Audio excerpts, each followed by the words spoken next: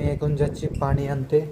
লিফটে উঠলাম, নিচে টিপ দিলাম, জিরোতে টিপ দিলাম। এখন আমি নিচে চলে যাব পানি আনতে। ঠিক আছে, আমার এখন পানি আনতে হবে। আমার পানি শেষ হয়ে গেছে। 10 litre, 9.5 litre, 9.5 litre, total 19 litre পানি নিয়ে আসবো। কত পয়সা দেখি, দেখবেন। দেখতে পাচ্ছেন বাসার সামনে গাড়ির কোনো অভাব নেই, অনেক গাড়ি পার্কিং করে রাখছে। ঠিক আছে, আমাদের এটা একটা হলো পার্কিংয়ের জায়গা। সেখান থেকে বলছি আমি পার্কিং। এই যে চলে আসলাম পানি নিতে। এই যে এখানে পানির মেশিন আছে।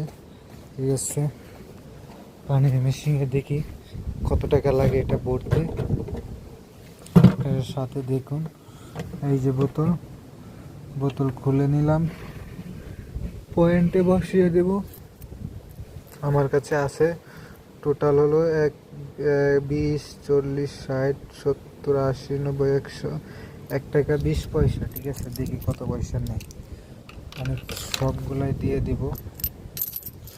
ঠিক আছে, আমি সবগুলাই দিয়ে দেব। 20,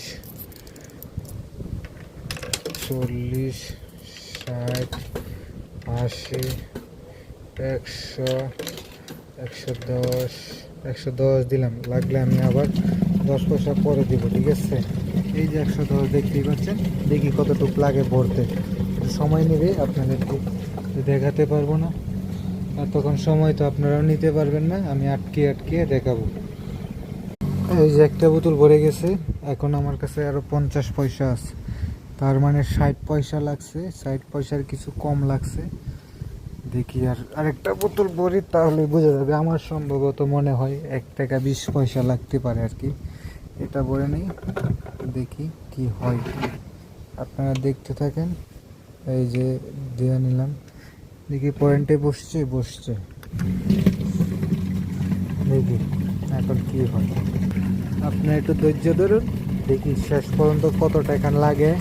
এই 19 লিটার পানি নিতে আমার কত পয়সা লাগে, আপনার সাথে ধৈর্য ধরে দেখুন।